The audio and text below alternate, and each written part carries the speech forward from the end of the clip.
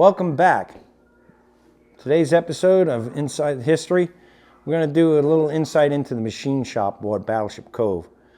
Now, most people, when they come on board the ship, get to look at the machine shop from outside. We're going to take you for a walk on the inside, different angles, so you can understand the complexity.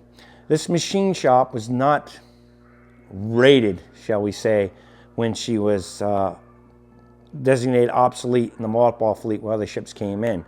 The bigger machinery could not come out, so that ended up staying. Some of it did disappear. We are missing a few machine items in here that are no longer present, but we've put things in the periodicity that we do able to use milling machines. Some of these are not periodicity, they were donated, but they are in place, some of it being the right fit and fix for the ship. Trying to locate this personnel like Chris Nardi over the years, who is curator now, director of operations, and has meticulously over the years getting material to restore this space. And trying to find the right materials to make this authentic World War II is not an easy task. And we always look for help.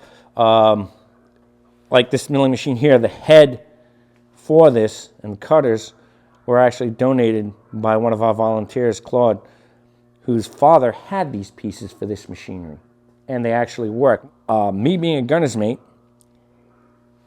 Tom Lowney was machine-oriented in high school, so I know some of the machines and their operations and what they do, like running a lathe. Now, as you can see, we've got 3 different lathes in here, different heads, different clamps, different cutting tools, and we've slowly been accumulating stuff to help make these viable pieces of working machinery. Keep them oiled, keep them clean.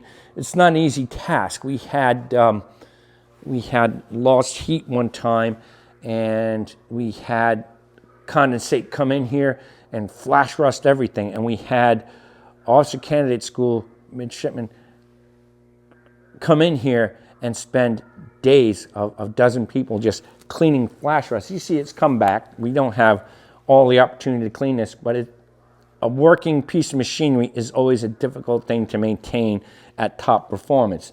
We can deal with a little flash rust and come back, clean them up, help preserve them, but we run and we make things here so that way we can keep the ship in a viable option of preservation, presentation, and operations.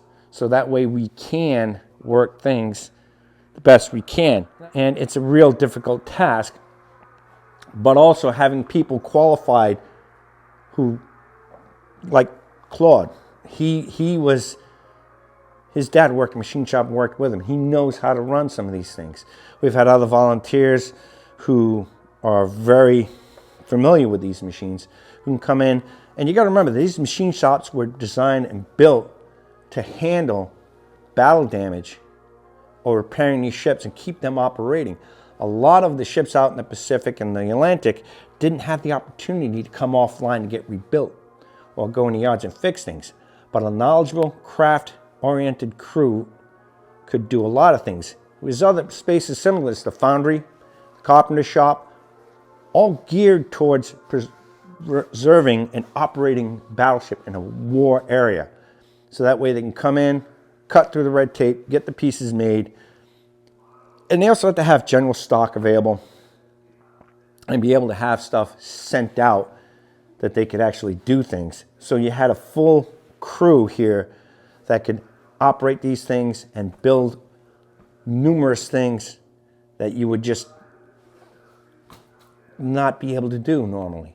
But that's what's part of the training of being a sailor and taking care of your equipment, knowing it, how to operate it, what to do, and how to get things done. And that's the purpose behind this operating machine shop. Everything from welding, carpentry, fabrication, repair, maintenance, all done throughout this ship. All aspects. Radiomen, quartermasters, engineers, boat mechanics, bosun mates, gunner's mates, you name it. We all had at certain times something fail and have to be rebuilt. And this shop did that work. So you could actually do a lot of good things in this place, and we still can. Now, getting down in here and just volunteering to come in and work, we don't let too many people come in and touch something and just get in here and play. You can't, because that's, as you can see, plexiglass and expanded metal all the way around the shop, so you can see in. But we don't want you touching because it operates. And what does every kid like to do? Just like every adult, we like to flick switches. We can't have that here. That's why a lot of spaces are closed up, because hand oily hands or greasy hands, food stains, you can't put that on bare steel or you make smudge marks. That's why things are kind of closed off, to prevent you from coming in here, because most people don't understand the respect that things need. You can't just put your hands and cut like sharp blades, okay? We don't want you or anybody else to be injured in here or accidentally turn something on. So it's done at a distance to preserve, protect, also the display, so you can get the real look in here. All right, right here we have oscillating saw. This is just like a big hacksaw for cutting a raw stock, getting it prepped to go in the machines. This is one of our originals. It operates. There's no blade in it right now.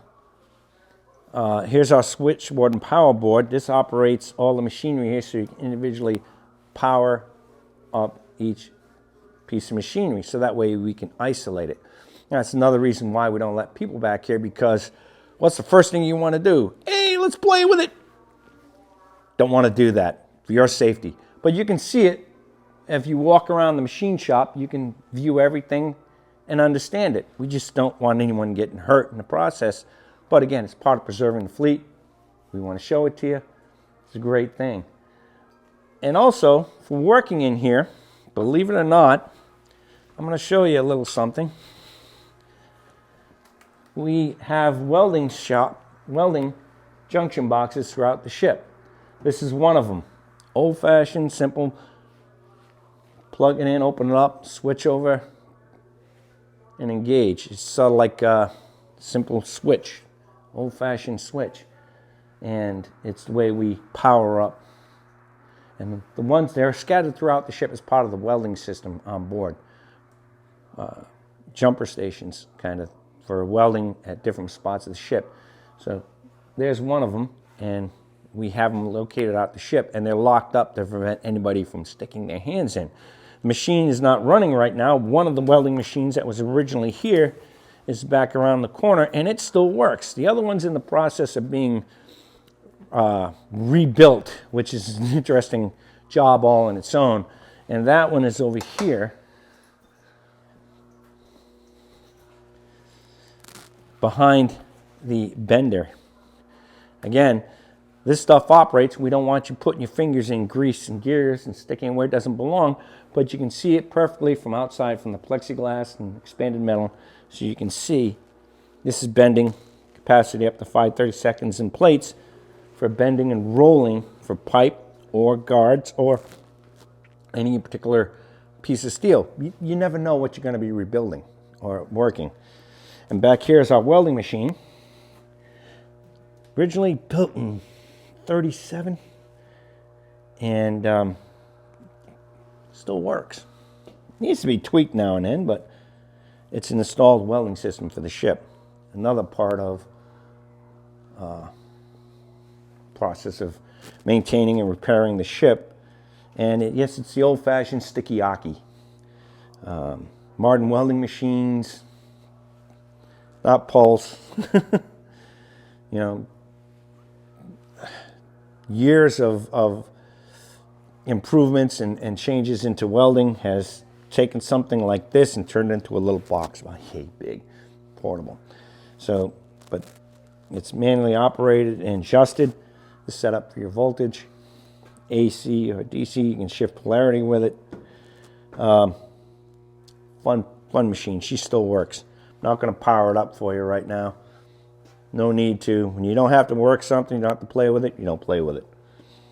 And again, the breaker boxes form distribution panels. This is for the welding outlets. We can actually shift and isolate systems. It's done throughout the ship. in sections. So that way you can isolate a system and work it. Again, one of the original drill press. Nothing was simple, but effective. You got to remember, big ship, big things, not small. This is not your grandfather's workshop. This is one of many. The chain falls you see here are part of the monorail system. Now, the monorail system on board serves many purposes. It can be for ammunition, but in this space, it's used for moving machinery, either motors, pumps, valves, whatever needs to come in the shop to be disassembled, reassembled, and shipped back out down into the inners of the ship. This would allow you to go down into Broadway, because the hatch going down here at the end takes you down Broadway, which is the monorail system will continue all the way through, and we've covered that before, but this is one of the stops in the machine shop. Now, as you come into this part of the ship, we have our press, we have the work area and stations, and we have milling machines. Now, these are pretty close to being fully restored. We're in the process of trying to find a few panels and a few things in here to seal this thing up for proper operation, but we shouldn't need to be using this unless we have to. But again, machine shop is there for the possibility and the availability to do things in-house.